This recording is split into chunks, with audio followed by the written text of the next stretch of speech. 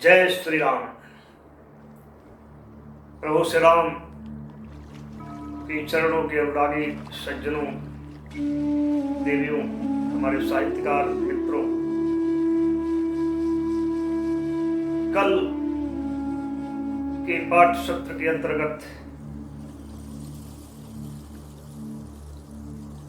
हमने भरत और मांडवी के गहन संवाद सुना और महारानी कैकेयी के दिव्य चरित्र को, उनके विराट चिंतन, जीवन दर्शन, एक ऐसे बलिदानी त्याग स्वरूप को उस संवाद के माध्यम से समझने और जानने का सौभाग्य प्राप्त हुआ हम सभी को। और महारानी कैकेयी के दिव्य चित्र के मानस पटल पर, श्री भरत के मानस पटल पर जो ही वो उद्घाटित होता है, तो उसके उद्घाटित होते ही मांडवी और भरत ने भी एक संकल्प ले लिया कि हमें भी अब माँ ने जो ये अनुष्ठान, यह यज्ञ विश्व मानव कल्याण के निमित्त ठाना है, उसमें बलिदान की एक आहुति देनी है। हमें भी अब कलंक और उपेक्षा, अपेक्षा, तमाम चीजों से मुक्त, जस अपजस की भावनाओं से ऊपर उठ कर लोक मंगल के लिए जिस मार्ग पर प्रभु श्री राम माँ कैकेयी के आदेश से चल चुके हैं, उसी पर हमें भी चलना है। ठीक वैसे ही जैसे माँ कैकेयी चलती है, संसार को खबर नहीं होना चाहिए, यही तो राजनीति है। लेकिन राम की राजनीति धर्म मूलक है, लोक मंगलकारी है, उसमें कहीं कोई स्वार्थ नहीं है, निज लाभ की कोई आकांक्षा नहीं। तो चलिए आज हम इस भोजपुरी महाकाव्य प्रेमायण के अंतर्गत आज श्री भरत के दिव्य चरित्र को 11वें सर्ग में जानने समझने का आनंद लेंगे इस पाठ के माध्यम से। इसमें आज अयोध्या फिर से एक बार ऐसी सजी हुई है जिसे देख करके स्वर्ग भी लज्जित है। सजी है इसलिए कि आज भरत का राज्याभिषेक होने वाला है। सारे मंत्री परिषद का दरबार लगा है और धरती के सब श्रेष्ठ राजा, योगी, जति, मुनि सब वहां उपस्थित हैं। वशिष्ठ अपने तर्कों से भरत का राज सिंहासन पर, अयोध्या के राज सिंहासन पर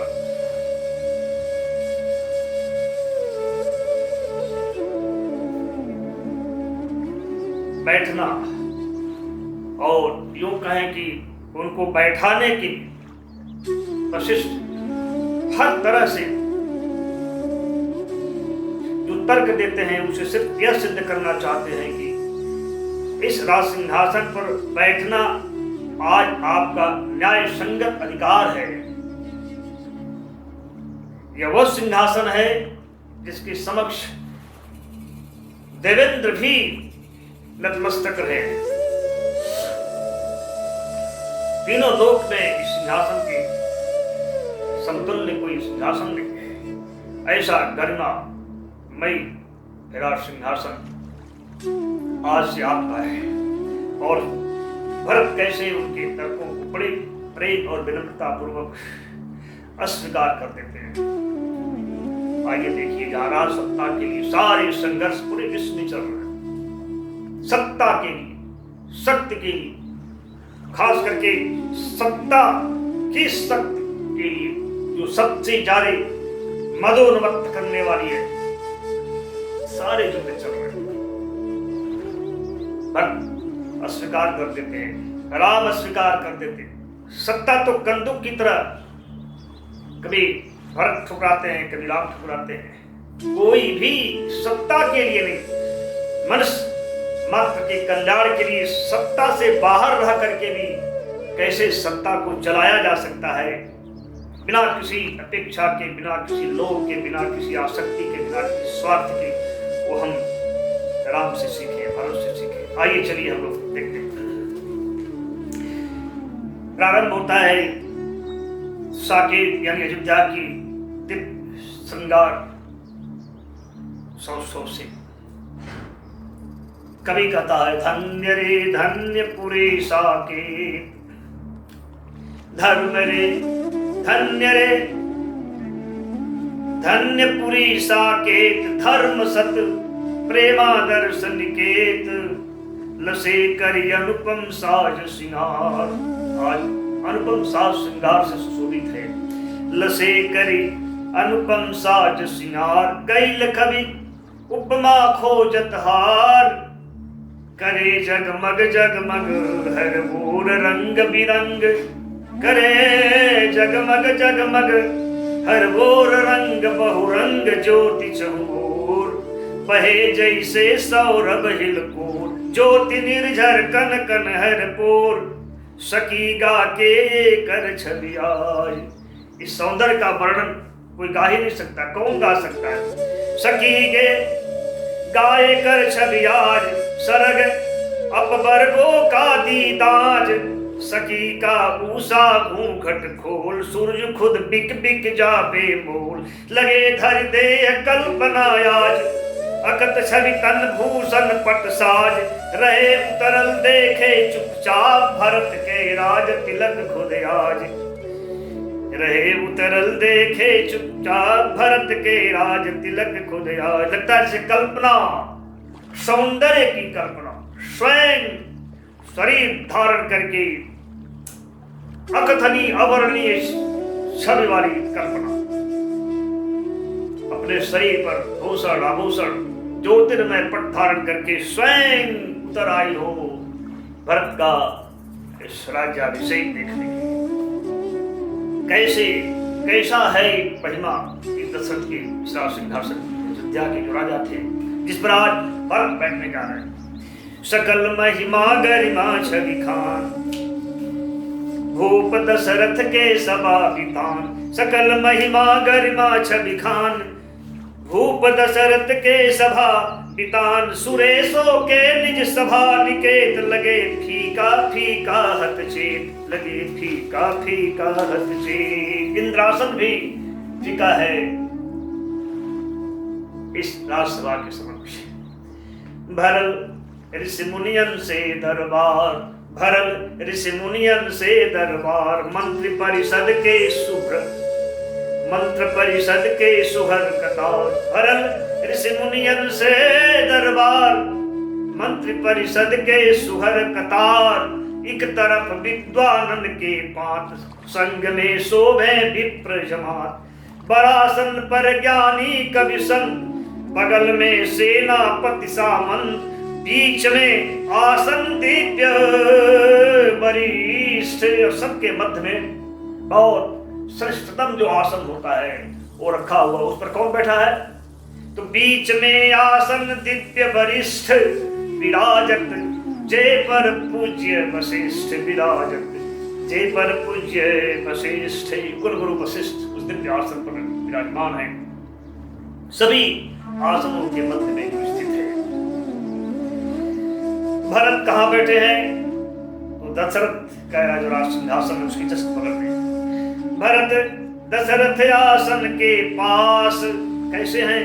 रहे बैठल गंभीर उदास, सजे राजाभिषेक सामान, सामने रखल उचित स्थान। राजाभिषेक के सारे सामान भी उचित स्थान पर रखे हुए हैं और सिंहासन के बगल में भरत बिल्कुल उदास बैठे हुए हैं। और राज्याभिषेक के सामान पर जो ही दृष्टि भरत की पड़ती है, बस उनके भीतर की जो पीड़ा है, व्यथा है, फिर फूट पड़ती है आंसुओं के रूप में नेत्रों से। और कभी भी अद्भुत है, नेत्रों से बहते हुए आंसुओं की आवाज कभी सुन लेता है। कह रहा है कि चारों तरफ सन्नाटा है, लेकिन उन आंसुओं की जो बूंदें टपक रही, केवल उसी की आवाज सुनाई दे रही। देख के बढ़ल भरत के तीर, नयन से छलकल छल छल नीर। रहे सन्नाटा चारों ओर, सुना बस टप टप छुअत लोर। शांत में गईल करुण रस मेल, शांत वातावरण में मानो करुण रस मिल गया हो। और फिर तो जो जो बैठे थे सभी की आंखें गीली हो गई। वशिष्ठ जी सिधा दे गया। सन्नाटा को चीरते हुए कुलगुरु वशिष्ठ की आवाज सभा में गूंज पड़ती है। भरत कहते हैं, पुत्र धैर्य धारण कर, धीर रख, धीर। शांत में गईल करुण रस मील, हो गईल लोचन सबके गील। वशिष्ठ जी सन्नाटा के चीर, भरत से कहले सुत धरु धीर, सुत धरु धीर, सुत धरु धीर। पुत्र धैर्य धारण करो, सुत मेरे पुत्र। गोप अवधेश लोचन जो, राजा अवधेश यानी दशरथ, जिसके याद में तुम अश्रु प्रवाहित कर रहे हो, सोचने के योग्य नहीं है, चिंता करने योग्य नहीं है। अरे सोचनी तो अभिमानी लोग हो, व्यभिचारी हो, लंपट हो, चोर हो, वो अधिकारी जो घुसखोर है, ये सब सोचने योग्य है। महाराज दशरथ का दिव्य चरित्र कभी भी चिंता करने योग्य नहीं है। कौन कौन स्वच्छ यानी सोचने के योग्य है, उसका एक वर्णन करते हैं समझाते हुए। भूप अवधेश सोचन जो, सोचे अभिमानी कपटी लोग, सोचे व्यभिचारी लंपट चोर, सोचे अधिकारी जे घुसखोर, सोचे जे जरे परा सुख देख, खींचे जे ऊंच नीच के रेख। जति बैखानस सोचन जोग्य, छोड़ी जब तप भावे जे के भोग। संन्यास ले लिया, अपने को बैखानस करा, तपस्वी करा, जति करा, लेकिन राग में जी रहा है, राग से मुक्त नहीं है, अभी भी भोगों के प्रति आकर्षण बना हुआ। ऐसे जोगी तपस्वी सोचने के योग्य हैं। और कौन सोचने योग्य हैं? वे ऐसे ब्राह्मण सोच्य हैं। सोच्य ऊ द्विज जे वेद विहीन, त्याग निज धर्म विषय में लीन। सोच्य ऊ कवि लेखक विद्वान, और वह कवि लेखक भी सोचने योग्य है, जिसे अपने धर्म की, अपने कर्तव्य की पहचान नहीं है। सोच्यऊ कवि लेखक विद्वान, न जे के बा स्वधर्म पहचान। सोच्यऊ नर धनवान तमाम, न जे कर धन दे परहित काम। सोच्यऊ क्षत्रिय जन रखवार, छोड़ निज धर्म करे अतिचार। सोच जे कर बस मिठऊ बात, केवल मीठी मीठी बात करता है और पीछे से घात करने में पाई रहेगा। ऐसा विनम्र स्वभाव का पाखंड करने वाला व्यक्ति सोचे। सोच जे कर मिठऊ बस बात, पीठ पीछे करी बैठे घात। सोच लायक पति पंचक नार, कला प्रिय कपटी स्वेच्छाचार। सोच जे करे अकारण क्रोध, सोच जे करे अकारण क्रोध। करे पितु माँ पितु बंधु विरोध। सोच नर चुगला नर पर निंदकी, असत्यवादी लोभी हिंसकी। और दूसरे की निंदा करने वाला भी, जो असत्यवादी है, लोभी है, हिंसा करने वाले, सब सोच करने योग्य हैं, इनकी चिंता होनी चाहिए। तातु शासक सोचन योग, और वह शासक भी स्वच्छ है। तातु शासक सोचन योग, लगल जे के सत्ता के रोग। न जे कर नीति नियम आधार, की जैसे जग में बेस्या नारी। यहाँ तो कभी बहुत कड़वा हो गया राजनीति के प्रति। राजनीति का स्वभाव कैसा है? करें जैसे बेस्या, स्त्री का कोई नियम नहीं है, कोई नीति नहीं, कोई आधार नहीं। वैसे ही वैसा शासक चिंता करने योग्य है। और ऐसी राजनीति, तातु शासक सोचन जोग। लगल जे के सत्ता के रोग। न जे कर नीति नियम आधार, की जैसे जग में विस्या नार। हृदय से कौआ तन से हंस, ऐसी राजनीति करने वाले सत्ताधारी और शासक जो शरीर से दिखने में हंस जैसे और हृदय से कौवा है, बोली अमृत और कर्म जो है सर्प की दंश जैसा। हृदय से कौवा तन से हंस, सजीवन बोल कर्म यही दंश। देश हो टूक टूक बर्बाद, पर रहे निज सत्तायावाद। आपके पिताजी सोचने लायक नहीं, न सोचन जोग पिता सुत तोर। कीर्ति महिमा के ओर न छोर, विष्णु विधि हर सुरेश दिशनाथ। अघाना जे कर कर गुण गाओ। ब्रह्मा विष्णु महेश जिसका गुणगान करते नहीं अघाते, ऐसे तुम्हारे पिताजी सोच करने जो नहीं पुत्र, उनकी चिंता मत करो। तात उठ शासन सूत्र संभाल। देख तू प्रजा जन के हाल, सभे अति चिंतित दुखी हताश। राज परिषद परिवार उदास। देखो सब उदास हैं, पूरी प्रजा उदास है, सब दुखी हैं, पीड़ित हैं। इसीलिए और ये सिंहासन भी आखिर कब तक सुना रहेगा? रही सिंहासन कबले सोन, रही सिंहासन कबले सोन।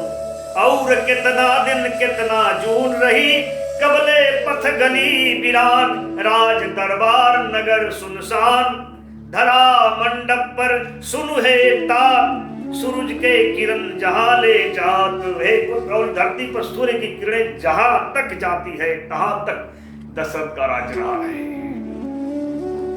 आज उस पर तुम्हारा अधिकार है। धरा मंडल पर है सुनता।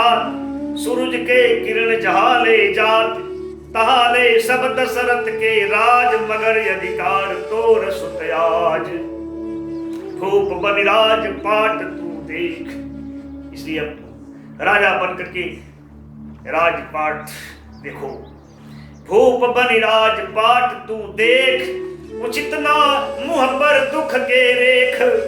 भूप बिनु सगरो काज अकाज, शोक के छनई तात नयाज। हे पुत्र,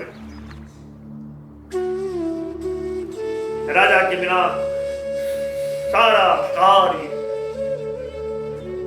ऐसे ही पड़ा हुआ है जिसे तुम्हें करना है। हे पुत्र, यह शोक करने का समय नहीं है। भरत चाहत कुछ मन के बात, कहल पर हाय कहल ना जात। भरत कुछ कहना चाह रहे हैं लेकिन कह नहीं पा रहे। खुला ना कंठ खुलत ना कंठ, कंठ खुलता नहीं है। न मन में धीर, न उनके मन में कोई धैर्य है, वो भी नहीं लिख पाते। व्यथा से हियसी पी के पी, तब व्यथा से उनके हृदय रूपी सीपी की जो पीड़ा है वो मोतियों की तरह आंखों से झड़ पड़ती है। खुलत ना कंठ न मन में धीर, व्यथा से हियसी पी के पीर। चुप पर मोती बन चुपचाप, लाल नयनन से अपने आप। ठहर कुछ क्षण दोनों कर जोर, पूछ कर से पलकन के छोर। फिर थोड़ा रुक करके आंसुओं को अपने हाथों से, दोनों हथेलियों से पोंछ करके और हृदय को किसी तरह से संभाल करके चारों तरफ ठाड़ करके निहारते हैं और ऋषि मुनिजन को प्रणाम करते हैं और अपने गुरुदेव से कहते हैं, हिया के कौनो तरी संभाल, ठाड़ हो चारों ओर निहार। झुका ऋषि मुनिजन पद निज माथ, भरत कहले गुरुदेव, हे गुरुदेव, अगर आप चाहे होते तो अयोध्या आज अनाथ नहीं होती, प्रजा अनाथ नहीं होती, लोगों की हंसी खुशी में आग नहीं लगती। ऐसा कुदिन और अभाग्य कौशल में घटित नहीं हुआ होगा। आप चाहे होते तो अयोध्या का राजकुमार, अयोध्या का वर्तमान राजा आज जंगल के काट कुछ में नहीं भटकता। चाहे होते आप तो राम को समझा बुझा करके आप रोक लिए होते। आपको त्रिकालदर्शी भी हैं प्रभु, ये सब कुछ बोलते हैं। भरत कहले कि झुका ऋषि मुनिजन पद निज मात, भरत कहले गुरुदेव अनाथ न होइति, हम जो चाहती आप, तो मैं भी अनाथ नहीं होता, न होइति गुरुदेव अनाथ न होइति, हम जो चाहती आप, प्रजाजन भोगत ना संताप, न लागत खुशी हसी में आग, न लौकत ऐसन कुदिन यभाग, अवध के राजा धर्म मुनि भेष, न भटकत काट कूस के देश, राम के समुझा के भाटो की, नाथ लिहली का है ना रोक। आपने क्यों नहीं रोक दिया? क्या आपकी बात भी राम नहीं मानते? राम आप चाहती न राम बन जात, नगर पर होत न पाला पात, अवध के राज मुकुट है नाथ, न रोहित हो के आजू अनाथ। आप चाहती, आप अगर चाहे होते तो अयोध्या का राज मुकुट आज अनाथ होकर के रोता नहीं, क्योंकि हे गुरुदेव आप तो भविष्य दृष्टा है, आपसे कोई भेद भला भविष्य की घटनाओं का रहस्य कैसे छिपा रह सकता है? अब तो सामाजिक राजनीतिक आचार विचार राजकुल का जो नियम रीति है ये सब तो आप ही का, आपने इसका निर्माण किया है। इसलिए प्रभु आप ही बताइए, आज सूर्य वंश का एक पूरी परंपरा, सूर्य वंश के रीति रिवाज संस्कृति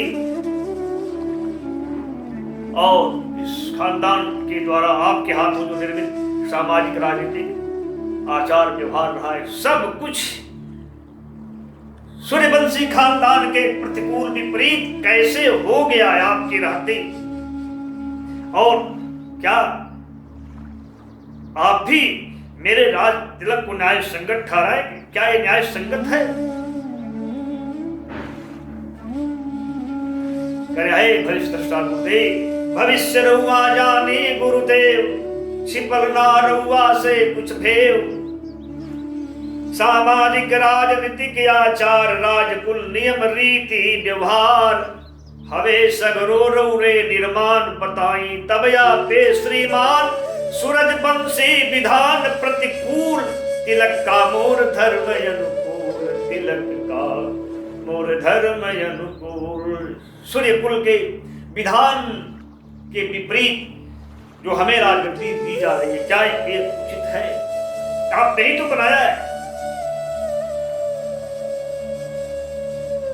जेठ सुत काया छत अधिकार करे जी, छोट नुकुट स्वीकार।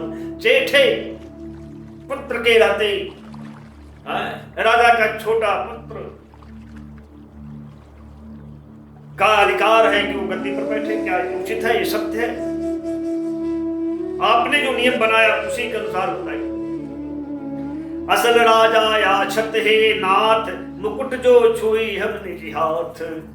असल राजा भी जीवित है और असल राजा के रहते अगर मुकुट मैं छूऊं तो हाथ गिर जाना चाहिए, सड़ जाना चाहिए, गल जाना चाहिए और मेरा पूरा शरीर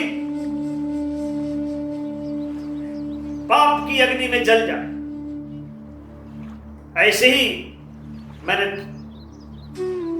या मेरे चलते थोड़ा पाप नहीं हुआ, ऐसे ही नहीं हुआ, बहुत पाप तो ऐसे ही हो गया है, जिसके चलते ही तो सारा संताप हुआ है। मेन कारण, मुख्य कारण तो मैं ही हूं। इसलिए बताइए हे गुरुदेव, जेठ सुत का, जेठ सुत या छत का अधिकार करे जे छोट, मुकुट स्वीकार असल राजा आछत है नाथ। मुकुट जो छुमी हम निज हाथ, हाथ गिर जा सड़ जा गल जाए, घोर पापानल में जल जाए।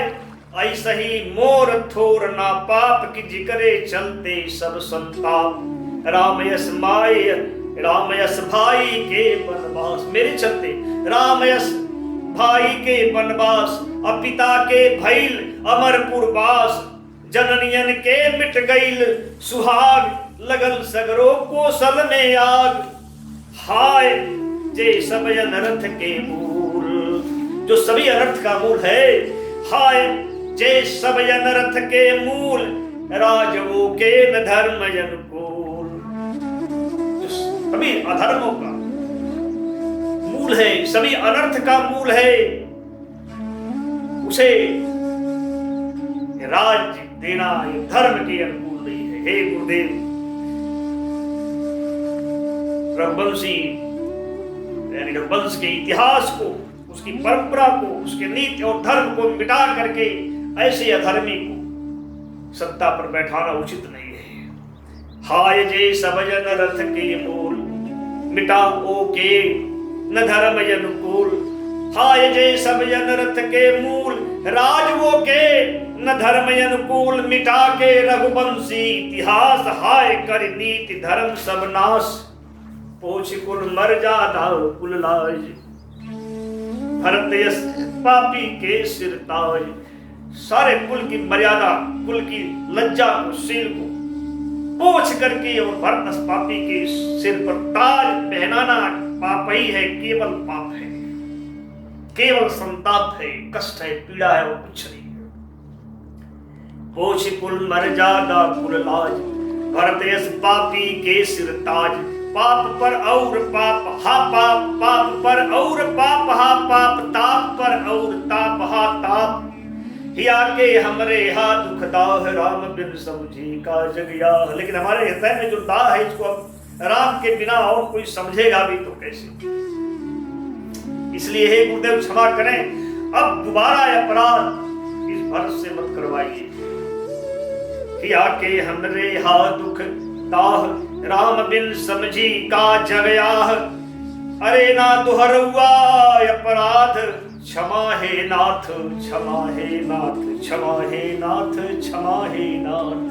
फिर वशिष्ठ गर्व से अपने शिष्य को देख रहे हैं। गुरु आज गौरव की अनुभूति कर रहा है अपने ऐसे दिव्य शिष्य को, बड़े प्रेम से निहारते हैं, गर्व के साथ निहारते हैं। और ऐसा करते वक्त खुद उनकी आंखें भी आंसुओं से भर जाती है। किसी तरह से अपने ही अश्रुओं को पूछते हैं, अपने पलकों को, और भरत से कहते हैं, हे पुत्र तुम धन्य है, धन्य है। और फिर समझाने की कोशिश करते हैं।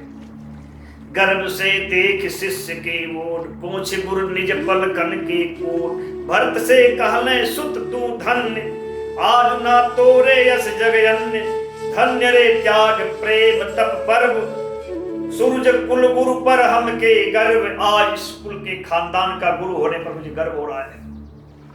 सुफल सब शिक्षा काज हमार, लेकिन पुत्र करु व्यर्थ न शोक विचार। आज मेरी शिक्षा सफल हो गई है ऐसे शिष्य को देख करके, लेकिन पुत्र तुम व्यर्थ का शोक मत करो और व्यर्थ का चिंता और विचार भी मत करो अधिक। धीर धरु धीर तात धरु धीर, धीर धरु धीर तात धरु धीर। भूख ना यतना विकल अधीर, ईश के सब विधान व्यवहार। चलेला समय चक्र अनुसार। इस समय का चक्र ही ऐसा है जो कब किस रूप में करवट बदलेगा, यह चक्र कहना बहुत मुश्किल है। ये विधाता के अधीन है, हमारे तुम्हारे अधीन नहीं है। समय पर टिकल, समय ही महत्वपूर्ण है। इसी पर धरती आकाश टिका हुआ है, इसी पर जगत का उत्पत्ति स्थिति और लय है। अब समय की महिमा स्पष्ट करते हुए कहते हैं, समय पर टिकल धराया आकाश। जगत के उत्पत्ति स्थिति नाश, ए लिए तात न नर बलवान। सृष्टि में मात्र समय बलवान, मनुष्य बलवान नहीं, समय बलवान है। न जे कर कौनो ओर छोड़, इस समय का कोई और छोड़ भी नहीं है। न जे कर कौनो ओर न छोड़, कहाँ कब कौने पथ के ही ओर। समय आ धमकी ना कुछ ज्ञात करे, बड़े बड़े के मात। बड़े बड़े लोग इस समय के चक्र में उखड़ जाते हैं।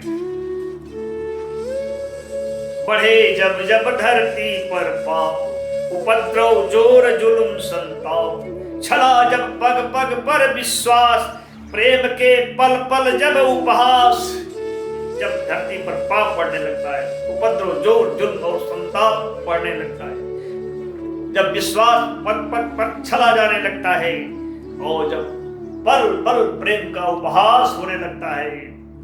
और इतना ही नहीं, जब कोई अभिमानी व्यक्ति यानी अभिमान और ये सब मानवीय कर अलंकार के रूप में प्रस्तुत किया गया है, दुर्गुणों को करे जब जब पागल अभिमान, अबल के बेकसूर अपमान, करे निर्यग के सौ पर नित्य दोष, ईर्षाओ जब नंगा नृत्य। जब पागल अभिमान निर्बल को बेकसूर अपमानित करने लगता है, और जब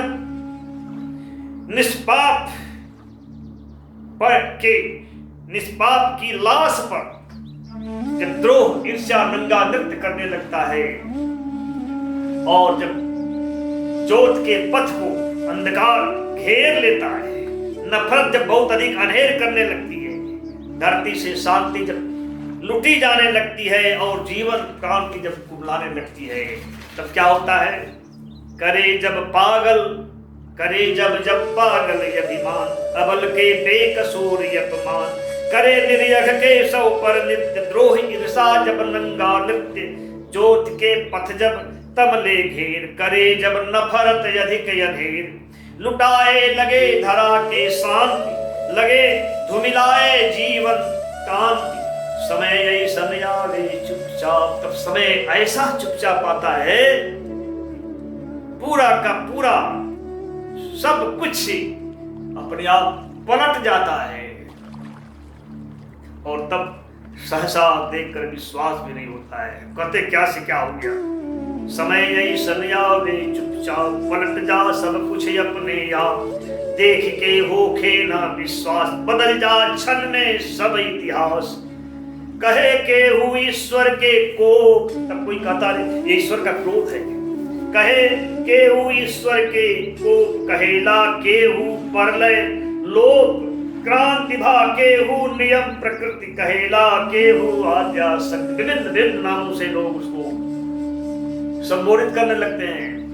मिटा दे ही सब लीक लकीर, रंग बन जा नृप भूप फकीर। इस समय कई फिर है कि जो सारे लीक लकीर को, सारी रेखाएं जो अब तक खींची गई होती हैं, मिटा देता है। कौन? समय है। समय के चलते जो रंग है राजा बन जाता है, और जो राजा है वो फकीर बन जाता है।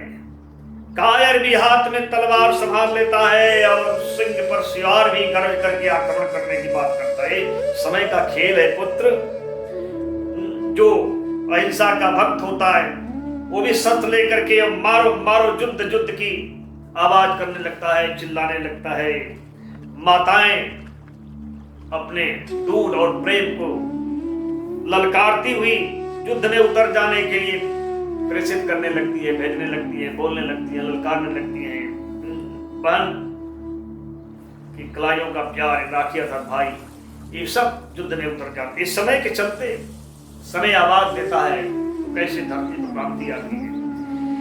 तो मिटा दे ही सब लीक लकीर, रंग बन जा नृप अभूप फकीर, कायरों ले तलवार संभार, सिंह पर गरजे लगे सियार, अहिंसा के जे भक्त कहाय, वह उठ युद्ध युद्ध चिल्लाए, सौंप जा मानिज दूध दुलार, पहले अपने राखी के प्यार, समय के एक मांग पर दौड़, तरुण दे तरुणाई के छोड़, कबीर के छंद छोड़ रसधार, लगे बरसे धू धू अंगार। ये है समय की ताकत। समय के एक हंसी के पास बन चले वर्तमान इतिहास, समय निज अजम निराला खेल सृष्टि में खेले ताते यकील। समय का खेल बड़ा अद्भुत है तात। समय के ऐसन बहे बयार कि बहे चले उलट नदी के धार, कैकई के रानी। हे पुत्र, समय की बयार बहती है तो नदी की धारा उल्टी होकर के बहने लगती है। महारानी कैकेयी के मुंह को खोल करके समय खुद बोल गया है, समय ही बोला है राम को वनवास और भरत महाराज कैकेयी नहीं बुलाए, समय ने बुलाए। समय के ऐसन बहे बयार, बह चले उलट नदी के धार। कैकेयी रानी के मुंह खोल, समय ये पुत्र गैल खुद बोल। के लिए कर्म शोक ये ज्ञान, इसलिए तुम शोक और ज्ञान मत करो। समय की मांग क्या है पुत्र, उसको पहचानो। क्या चाहता है समय, ए लिए कर्म शोक ये ज्ञान। समय के मांग तात पहचान, करा ले तू आपने अभिषेक। छोड़ निज नेह मोह के टेक, जिद छोड़ो इस मोह का, इस प्रेम का, इस स्नेह का। पिता के आज्ञा सहजे मान, हे पुत्र पिता की बात मान करके राम जंगल में चले गए। पिता की बात मान करके परशुराम ने अपनी मां का गर्दन काट दिया। अभी पिता की आदेश को तर्क सम्मत ठहराते, जैसे कोई न्यायालय में वकील किसी दूसरे न्यायालय में कोई केस किसी तर्क पर जीता गया हो, उसका उदाहरण देता है। कुछ ऐसा ही उदाहरण हमारे श्री वशिष्ठ जी भरत को कन्विंस करने के लिए दे रहे हैं। कह रहे हैं कि पिता के आज्ञा सहजे मान, राम कैले बनवोर पयान। पिता आज्ञा पा भृगुसुतनाथ, परशुराम, भृगुसुत अर्थात परशुराम। पिता का आज्ञा पा भृगुसुतनाथ, काट दिहले माता के माथ। जजाति सुत निज जौवन दिन, और जजाति के पुत्र ने अपना जौवन ही दे दिया पिता की आज्ञा मानकर। पिता के आज्ञा पालन किन, पिता के आज्ञा बिना विचार। पुत्र के धर्म करे स्वीकार, इसलिए पिता की आज्ञा को बिना विचारे करना ही पुत्र का धर्म है। पिता जे के दे अपन राज, कहेला धर्म करिए ताज। इतिहास साक्षी है, धर्म यही कहता है, पिता जिसको राज्य दे, जिसको ताज दे, उसी का राज और ताज होता है। इसलिए राज करो मिथ्या शोक निवार, दुखी परिजन परिवार निहार। इसलिए दुखी परिजन परिवार को देख करके हे पुत्र मिथ्या शोक को दूर करो, मन से हटाओ और इस राज्य को स्वीकार करो। राम के इच्छा ही है तात, यही राम की इच्छा है, रही है, यही माताओं की इच्छा रही है। इसको सुन करके सीताराम को खुशी हो गई ही, स्वजन परिजन सबको विश्राम मिलेगा। इसे विद्वान भी अनुचित नहीं कहेंगे, इसी में हे कुछ सबका कल्याण है। और अंतिम तर्क देते हैं वशिष्ठ, और जब राम लौट करके आएंगे तो हे पुत्र तुम राज को दे देना, वो तो तुम्हारे हाथ में है। राम के इच्छा ये तात, ये चाहे मिल सगरो मात। मुदित हुई है सुन सीताराम, स्वजन परिजन पई है विश्राम। न अनुचित मनि है नर विद्वान, यही में सुत सबके कल्याण। राम जब वन से यही है लौट, राज सुत दी है उनके सौंप। राज सुत दी है उनके सौंप, हे पुत्र तुम राज को सौंप देना। हे पुत्र, और एक बात और जानो, कर्तव्य निर्वहन बहुत कठोर होता है पुत्र, इसलिए कर्तव्य को पहचानो। उसकी कठोरता को देख करके भागो मत। नेह के बसीभूत, कर्तव्य से बड़ा कोई धर्म नहीं है, तो नेह के बसीभूत तुम धर्म से भी विमुख मत हो।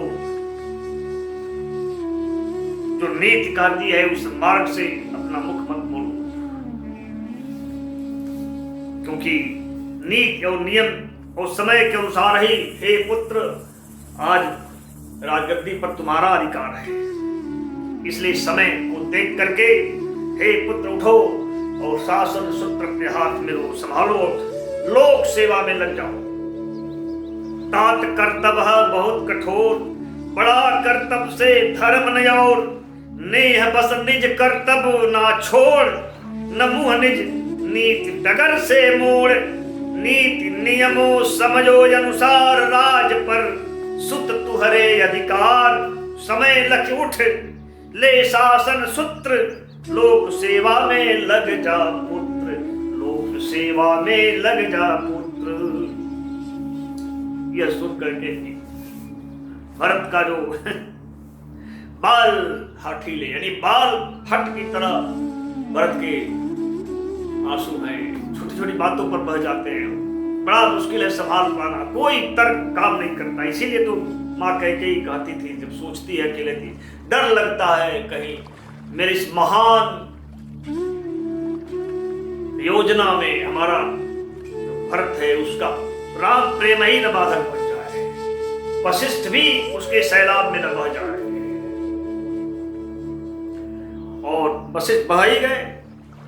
देखिए कैसे भरत के बाल हठीले लोर, मचल फिर गईल नयन के ओर। न बहते न बहलत रहे खिलौना देख, लगल खींचे गालन पर रे। बच्चे की तरह उनके आंसू, भरत के आंसुओं कभी बाल हठीले लोर कह रहा है। जो बच्चा खिलौना देख करके, बच्चा अगर हट पर है तो खिलौना देते रहिए, वो खिलौना को फेंक देता है, मानता नहीं है।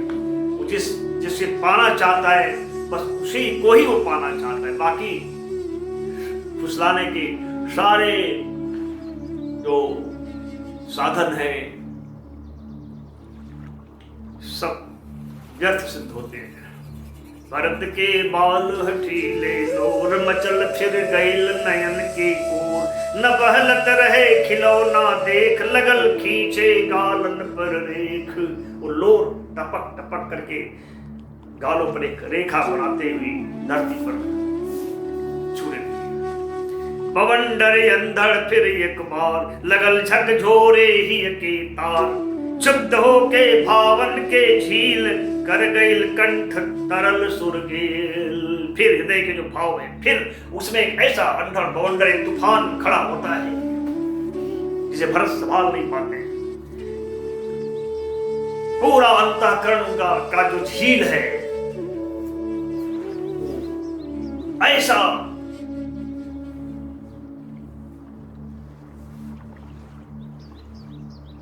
उफान लेता है, पूरा बदन तरल होता है, उनका कंठ भी तरल हो जाता है, उनकी आवाज गीली हो जाती है। भरत कसहो कहले कर जोर। फिर भरत दोनों हाथ जोड़ लेते हैं और हाथ जोड़ करके जो प्रश्न खड़ा करते हैं उस प्रश्न की समक्ष वशिष्ठ निरुत्तर हो जाते हैं, कोई जवाब नहीं, सिवाय इस भरत के दिव्य प्रेम के समक्ष स्वयं को समर्पित कर देने के। हाथ उठा के कहते हैं कि भरत कसहूं कहले कर जोर, समय सचमुच हा कुटिल कठोर। निसंदेह गुरुदेव आपने जो कहा समय बड़ा कठोर होता है, कुटिल होता है, लेकिन इस कुटिल और कठोर समय ने जो मेरे समझ प्रश्न रख दिया है उसका उत्तर अगर मैं नहीं दिया तो फिर क्षत्रिय कैसा। भरत कसहूं कहले कर जोर, समय सचमुच हा कुटिल कठोर। प्रश्न रख गई न उत्तर दे, कहा इनका क्षत्रिय गुरुदेव, कहा इनका क्षत्रिय गुरुदेव। यह भी सत्य है पिता माँ के, पिता माँ गुरु अग्रज के बाद, सजे सादर सिर हमरे तात। करे जे अनुचित उचित विचार, धर्म जा सिर पातक के भार। माता पिता गुरुजनों का आदेश तो सिर पर धारण किया जाता है, उसे मैं सिर पर धारण करता, उसमें कोई उचित अनुचित का विचार करना भी पाप है।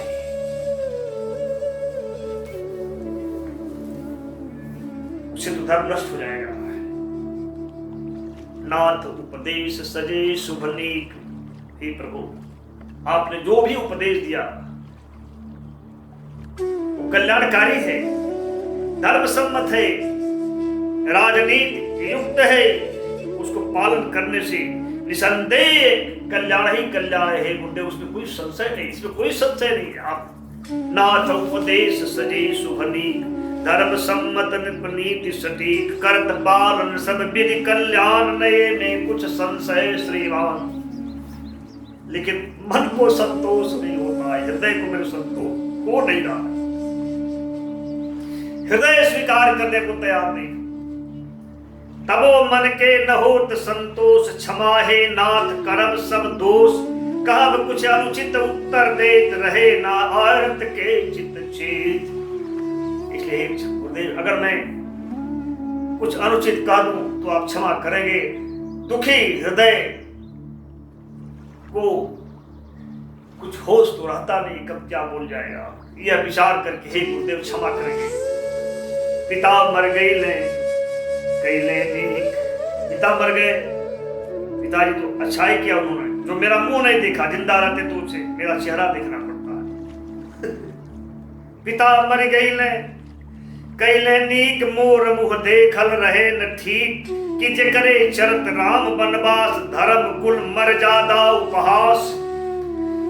गवाही दी सगरो संसार, गगन के सूरज चांद सितार, मनुज सुर नाग मरुत 49, लोकपति दिसपति भू आकाश, प्रजाजन मंत्री जन विद्वान, खुदे रउआ गवाह श्रीमान। पिता के रहे लालसा एक, राम के होत राज अभिषेक। हे प्रभु, इस बात की गवाही सारा संसार देगा, सूरज चांद सितारे देंगे, मनुष्य सुर नाग और 49 वायु लोकपाल दिसपाल, और स्वयं आप इस बात के गवाह हैं कि पिता श्री की एक ही लालसा थी, एक ही इच्छा थी कि राम का राज्याभिषेक हो। क्या यह सत्य नहीं है? तो फिर आप इसको पिता का आदेश मेरे लिए कैसे कर रहे हैं? पिता के रहे लालसा एक, राम के होत राज्य अभिषेक, नाथ पाके रहुरे आदेश। हे गुरुदेव, आप ही का आदेश पा करके तो एक कौशल्या सजाई गई थी राम के राज्याभिषेक के दिन। नाथ पाके रहुरे आदेश, साज सजले रहले अवधेश, तब फिर कैसनी हाय नीति, पिता ठुकरा जनमत कुलरीति। राम के देश निकाला दिन, न जे अरहू के अनभल किन्न रहे, जे हाय पिता के प्राण, सजे खुशियन के जे वरदान। हे गुरुदेव, आपे के आदेश से आपसे पूछ करके राजगद्दी पर आपको बैठाना है। पिता ने सारा साज सजाया था। फिर ये कैसी अनीति है कि पिता ने जनमत को, कुल की परंपरा को, सबको ठुकरा करके उस राम को देश से निष्कासित कर दिया जिसने कभी अनरहू, अरहू माने शत्रु का भी जिसने कभी अमंगल नहीं किया, अनबल नहीं किया, जो पिता का प्राण था, पिता की खुशियों का और उनके जीवन के संपूर्ण साधों का जो वरदान था, जो उनकी आंखों की ज्योति थी, उनके हृदय का तार था, उनके सांसों का मलय बयार थी, खुशियों के गीत, हर्ष के आनंद, जिनके बिना उनके जीवन का हर छंद व्यर्थ था। कैसे उसको बर्बाद दे दिया पिता ने, जिनको बर्बाद देते ही उनके शरीर की हर सांस विषैली हो गई। उन्हीं का एक एक पल काटना कठिन हो गया, पाप हो गया, और हृदय में इतना संताप बढ़ा कि उस पश्चाताप में उन्होंने अपना प्राण त्याग दिया। हे गुरुदेव, तब फिर ये पिता की आज्ञा कैसे है कि जंगल में राम जाएं और गद्दी पर भरत बैठे? इसे ऐसे भाई को जंगल भेज दिया। आंख के ज्योति ही आके तार, रहे शासन के मलय प्यार, खुशी के गीत हर्ष आनंद, व्यर्थ जिनके बिन जीवन छंद, कि जे के दे के हा बनवास, हो गई जहरीली हर सांस, उम्र के एको पल के राह, हो गई काटल पाप गुनाह। हिया में बढ़ल घोर संताप, प्राण तज कैले पश्चाताप। त कैसे पितु आज्ञानाथ, भरत के राज विपिन रघुनाथ। आप ही बताइए, आप ही निर्णय करिए। लेकिन ये आज्ञा है तो वो क्या थी जिसके चलते राम के राज्याभिषेक की पूरी विद्या सही थी? हमको तो लगता है कि आज्ञा नहीं। अरे द्वेष बीन पर डोल दांत में, कालकूट विष घोल सर्पणी सत्ता के फनियार। आज दशरथ कुल में फुफकार। मेरे लगता है कि ईर्षा द्वेष के बीन पर डोलती हुई और दांतों में कालकूट का विष घोली हुई कोई सत्ता की सर्पणी नागिन, सत्ता की प्यासी कोई सर्पणी नागिनी आज दशरथ के कुल खानदान में फुफकार रही थी, जिसने सारी कुल परंपरा को डस लिया। हाय डस परंपरा कुल रीति, तपस्या त्याग न्याय सदप्रीत। नाथ नाचतिबा मद में लीन, सपेरा लोभ बजावत बीन। वही सत्ता की जो नागिनी है वो मद में डूबी हुई कुल परंपरा,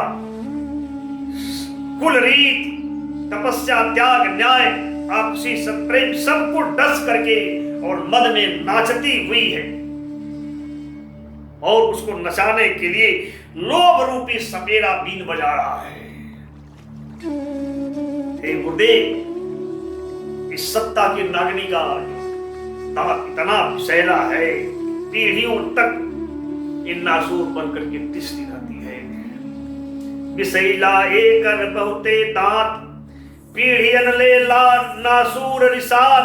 दसे जबई तब तजी मान नाथ, बन जाला नर हैवान। ये सत्ता की नागिनी जब दसती है ना, तो मनुष्य को इंसान से हैवान बनने में देर नहीं लगती है, दसते ही बन जाता है। लेकिन हमारे रकुल चंदन के छाव में कभी सत्ता रूपी नागिनी के लिए कोई जगह नहीं थी। कैसे हो गया? मिलल ना ए नागिन के ठाव, कबो रघुकुल चंदन के छाव। इसलिए न आगे मिली कबो श्रीमान, भरत के तन में जब ले प्राण। इसलिए इस सत्ता की नागिनी को इस राज कुल में, इस रघुवंशी कुल में कभी स्थान नहीं मिला, ठौर नहीं मिला, और जब तक भरत के इस शरीर में प्राण है तब तक भविष्य में भी नहीं मिलेगा। इसके लिए कोई जगह नहीं। हमारे कुल की क्या रीति है? भोगना त्याग सदा कुलरीत, द्रोहना मेल मिलाव पुनीत। विषमता ना समता कुल ने घृणाना, सबसे निश्चल प्रेम। ये हमारी परंपरा रही है। नाथ मर जा धरती पर प्यार, ये नाथ धरती पर प्यार मर जाए, और घृणा ईर्ष्या ये और अविचार दुर्विचार ये सब जीवित रहे। त्याग जंगल में भटके नंगे पांव, आसमान के नीचे कांट कुसने, ये मनुष्य का धर्म नहीं। नाथ मर जा धरती पर प्यार, जिए घृणा ईर्षा अविचार। त्याग भटके हा नंगे पांव, गगनतर काट कूस के गांव। अरे नाई मानव के धर्म, कहाई ई दानों के कर्म। इसलिए भुला के गुरुवर नीति, पुराण ना थी कई संतर्क विधान। हे गुरुदेव, आप ही बताइए कि धरती पर प्यार मर जाए, घृणा ईर्षा द्वेष जिए, उसी का शासन चले। त्याग जंगल में नंगे पांव, काट कुछ के गांव में भटके, ये मानव का धर्म नहीं, दानव का धर्म है। तो हे गुरुदेव, ये आप ही का बताया हुआ नीति और आप ही का सुनाया हुआ पुराण है। अब उसको भूल करके अभी आप जो तर्क दे रहे हैं, ये कैसा नया तर्क विधान खड़ा कर रहे हैं गुरुदेव? भूप दशरथ इच्छा विपरीत न होई, हमसे पाप अनीत। राजा दशरथ की इच्छा के विपरीत मैं कोई पाप नहीं कर सकता। पिताजी की इच्छा थी राम गद्दी पर बैठे, वही सत्य था बड़ा पुत्र होने के नाते, और वही बैठे। यह भरत नहीं बैठ सकता है। भूप दशरथ इच्छा विपरीत, न होई हमसे पाप यनीत। कैल जा यह से माप कसूर, भूपया छतन मुकुट मंजूर। और राजा भी है, राम है, उस राम के रहते, उस बड़े पुत्र के रहते महाराजा दशरथ की इच्छा के विपरीत, हे गुरुदेव मैं गद्दी पर नहीं बैठ सकता, मेरे इस अपराध को आप माफ करें, मैं मुकुट स्वीकार नहीं कर सकता। भूप दशरथ इच्छा विपरीत, न होई हमसे पाप यनीत। कैल जा ऐसे माफ कसूर, भूपया छतन मुकुट मंजूर। राम पालन कैले निज धर्म, राम ने अपने धर्म को पालन किया। मैं नहीं कहता कि राम ने गलत किया, राम ने जो किया उनका धर्म था। मां कैकेयी ने भी उनका जो कर्तव्य था किया। कि इशारा में बोल रहे यहाँ मां कैकेयी को कुछ भी नहीं बोल रहे, ध्यान देने लोग बात हो, मां का अपना कर्तव्य था उसको किया।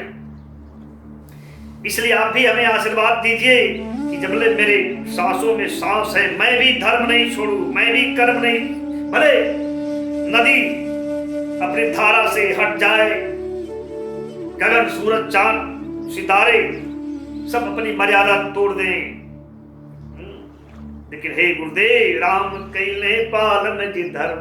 कैकेयी मन पसंद निज कर्म, रहु रहु दिया शीश श्रीमान की जबले बा शासन में प्राण।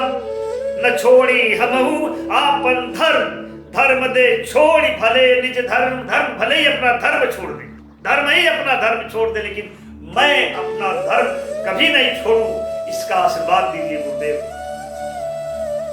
भले हट जाए नदी के धार और गगन के सूरज चांद सितार सभी हट जाएं, अपना स्थान छोड़ दें।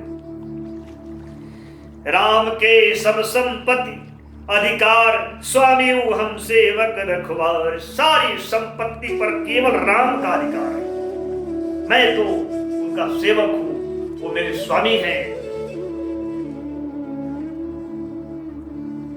हम तो सारी प्रजा के दास हैं, नाथ तो प्रभु श्री राम ही है, और उसकी सेवा में ये माथ हमेशा समर्पित है। राम के सब संपत्ति अधिकार, स्वामी हम सेवक रखवार। दास हम सजे प्रजा के नाथ, समर्पित बा सेवा में माथ। मगर सेवा खातिर श्रीमान, जरूरी ना सत्ता पदमान। और इस प्रजाजन की सेवा के लिए सत्ता का मान आवश्यक नहीं है। सत्ता का पद, सत्ता का सम्मान ये जरूरी है क्या? लोक मंगल के लिए, अपने प्रजा की सेवा के लिए। मगर सेवा खातिर श्रीमान, जरूरी ना सत्ता पदमान। यह मांगी आशीष कर जोर, आपसे मैं केवल एक ही आशीर्वाद मांग रहा हूं कि बढ़े सेवा पथ पर पग मोर। सेवा के रास्ते पर मेरा पैर निरंतर बढ़ता रहे, इस शक्ति मिले, ताकत मिले, इसका आशीर्वाद मुझे दीजिए। भले पथ रोके सौत पात, और सेवा के पथ पर मुझे पता है चलना बड़ा कठिन है। जितना उत्पात मेरा मार्ग रोकना चाहे, जितना भी अंधड़ झंझावात उठे, लेकिन सेवा के पथ से मेरा पैर मुड़े नहीं। भले ही मौत खुद आकर के मुझे शत्रुता करे तो मौत से लड़ने के लिए भी तैयार हूं, लेकिन सेवा के पथ से मैं विचलित ना हो गुरुदेव, ऐसा हमें आशीर्वाद दीजिए। भले पत्थरों के सौ उत्पात, बवंडर अंधड़ झंझावात। हटे ना सेवा पथ से पैर, भले आप मौत करे खुद पैर। करब अपराध क्षमा गुरुदेव, न हमरे मन में कौनो भेव। न मानी हम जे प्रजा दीन, सिंहासन बाटे भूपो पीरे। गुरुदेव अपराध क्षमा करें, हमारे मन में कोई भेद नहीं, लेकिन मैं यह मानने को तैयार नहीं हूं कि प्रजा दीन है। यह मानने को तैयार नहीं हूं कि सिंहासन राजा से हीन है। कोई राजा नहीं। राजा राम के रहते प्रजा दीन कैसे और सिंहासन राजा विहीन कैसे। करब अपराध क्षमा गुरुदेव, न हमरे मन में कौनो भेव न मानी। हम जे प्रजा दीन सिंहासन बाटे भूप विहीन। न मानी हम जे अवध अनाथ, राम ऐसन राजा जब नाथ। और जब राम ऐसा राजा वर्तमान है तो अयोध्या अनाथ कैसे है गुरुदेव। राम ही सिंहासन के योग्य हैं और इसी को विद्वान मुनि संत सभी उचित ठहराएंगे, उचित कहेंगे। न मानी हम जे अवध अनाथ, राम ऐसन राजा जब नाथ। राम ही सिंहासन के जोग उचित कही हैं बुध जन मुनि लोग। राम राज पर जेठे के अधिकार, उचित ठहराई सब संसार। यह पितु इच्छा अंतिम सांस, यह कुल मर्यादा इतिहास। राम पर जेठ का ही अधिकार है, इसी को सारा संसार उचित ठहराएगा। और यही मेरे पिता की इच्छा रही है अंतिम सांसों तक। और यही देश की कुल परंपरा, इस खानदान की मर्यादा और इस खानदान का इतिहास रहा है। यह कुल परंपरा कुल रीत और यह देश के नियम, यह नृपनीति। तर्क से भी यही उचित लगता है, न्याय संगत भी है। यह तर्कों से लागे ठीक लगेला, यह न्याय सटीक। और हे गुरुदेव, संत मत, जनमत, जनरीत सब तरह से अगर कोई पुनीत है तो यही है। जेठ पुत्र राम गद्दी पर बैठे, इसी का इतिहास गान करता है। त्रिलोकी में इसी का सम्मान है, इसी की प्रतिष्ठा है। सारा धर्म इसी का चयनात करता है, इसी में धर्म का मर्म भी छिपा हुआ है। संत मत जनमत भा जनरी, यह उत्तम सब तरे पुनीत। एकरिये बहुविध करत पखान, उचित ठहरावे शास्त्र पुराण। करे इतिहास एकरिये गान, एकरिये त्रैलोकी में मान। करे जयनाद एकरिये धर्म, धर्म के छिपल यही में मर्म। धरा के पुण्य सराहे नित्य करिए, करे समर्थन सत्य। हे गुरुदेव, जेठ को ही राज्य गद्दी पर बैठने का अधिकार है, इसी को ही धर्म सत्य ठहराता है। धरती का पुण्य इसी को सत्य ठहराता है। स्वयं सत्य ही इसी का समर्थन करता है। और इसी धर्म का पालन करते हुए तो पिताजी विदा हो गए संसार से। मौत का खुद उन्होंने आलिंगन कर लिया इसी धर्म के निर्वाह। धरा के पुण्य सराहे नित्य करिए, करे समर्थन सत्य करिए। धर्म पिताजी पाल, मौत के चूम लिहले खुद भाल। ये करिए रक्षा में हे नाथ। हे गुरुदेव, मुझे आशीर्वाद दीजिए, मैं समर्पित हूं इसी की रक्षा में। मैं भी, मेरा प्राण भी, मेरा जीवन भी, मेरा तीर और निसंग भी इसी के लिए समर्पित है। इसकी मर्यादा को कोई भंग करेगा तो मुझे धनुष बाण उठाने में भी देर नहीं लगी। ये संकेत भी कर दिया भरत ने। ये करिए रक्षा में हे नाथ, समर्पित आज हमारियो मात। समर्पित तरकस तीर निसंग, सकी के कर मर्यादा भंग। तो फिर इसकी मर्यादा को भंग कौन कर सकता है, जिसके लिए मेरा प्राण समर्पित है, मेरा सत कौशल समर्पित है।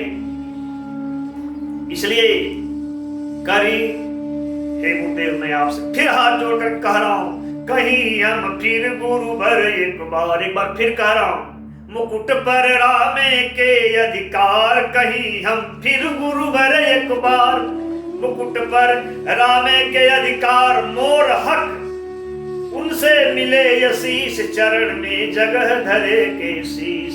इसे मुझे आशीर्वाद दीजिए कि मैं फिर प्रणाम करके आपसे कह रहा हूं कि आशीर्वाद दीजिए। और एक बार पुनः मैं कह रहा हूं, इस मुकुट पर, अयोध्या के मुकुट पर केवल राम का अधिकार है। मेरा हक तो बस उनसे आशीर्वाद प्राप्त हो और उनके चरणों में थोड़ी सी जगह शीश रखने के लिए, यही मेरा अधिकार है। और हे गुरुदेव, इस हृदय का शूल, इस हृदय का ताप, इस हृदय की पीड़ा तब तक नहीं मिटेगी जब तक मुझे अपने भैया श्री राम के चरणों की धूल नहीं मिलेगी। इसलिए काल मैं सुबह अयोध्या के इतिहास को वापस लौटाने के लिए जा रहा हूं। हिया के तबले मिटी नसूल, मिली जबले न राम पग धूल, काल हम जाब राम के पास, अवध के लौटावे इतिहास। यह अभिलाषा बाटे मोर, यही मेरी इच्छा, यह अभिलाषा बाटे मोर, यह हमली संकल्प कठोर, यही मेरा संकल्प भी है, यही मेरी इच्छा भी है, और कोई दूसरा प्रस्ताव मुझे मंजूर नहीं है, सुनना भी नहीं चाहूंगा। इसलिए गुरुदेव, मैं अपने मन के भाव को आपको कहा, अभी चाहे कठोर हो, चाहे अपराध से युक्त हो, लेकिन और कोई प्रस्ताव इस हृदय को स्वीकार नहीं है। यह अभिलाषा बाटे मोर, यह हमली संकल्प कठोर, सुनल दूसर कौनो प्रस्ताव, क्षमा अब नाथन मन के भाव। ये कह करके भरत जब ही शांत होते हैं, आसमान में बैठे हुए देवता सहम जाते हैं। भगवान, पता नहीं भरत जाएगा, राम लौट आएंगे, फिर उनकी मनोकामना कैसे पूरी होगी, उनकी लक्ष्य सिद्धि कैसे होगी। सहम गइल सुर नभ में देख, गइल मुँह पर छा चिंता रेख, उठल ही संशय सिंधु हिलोर, भरत के सुन संकल्प कठोर। ऋषि मुनि भी कैसे शांत रहते, ऋषि मुनियन के कांपल प्राण, काम बिगड़ल मन में अनुमान, वरिष्ठ वशिष्ठों के ही सोचन थोर, दबा के पर मन के हिल को। ऋषि मुनि जो भी वहां बैठे थे, सबके प्राण कब जाते हैं, लगता है कि काम बिगड़ जाएगा। वशिष्ठ के चित्त में भी, मन में भी चिंता की लहरें कम नहीं उठी कि ये वशिष्ठ का प्रेम, ये भरत का प्रेम है राम के प्रति, कहीं राम भी भरत के इस प्रेम के सैलाब में न बह जाएं। लेकिन उन्होंने कहा अपने हृदय के भाव को दबा करके, हे शिष्य तुम धन्य हो, धन्य हो, तुम राम की प्रेम की जीवंत मूर्ति हो, धन्य हो। फिर सारी सभा चिल्ला उठती है बड़े आनंद में, भरत की जय हो। भरत से कहले, वशिष्ठ कहते, भरत से कहले सुत तू धन्य, भरत से कहले सुत तू धन्य, राम के प्रेम मूर्ति तू धन्य। सभा चिल्लाई बारंबार, भरत के कर समोद जयकार, भरत के कर समोद जयकार। बोलिए भरत की जय। इन शब्दों के साथ, इन्हीं भरत के दिव्य चरित्र के वर्णन के साथ रामायण महाकाव्य पाठ सत्र आज यही विराम को प्राप्त होता है। फिर हम अगले सत्र में 12वें सर्ग सुनेंगे। तब तक के लिए आप सभी को पुनः बहुत बहुत प्रणाम, बहुत बहुत नमस्कार और बहुत बहुत आभार। जय श्री राम।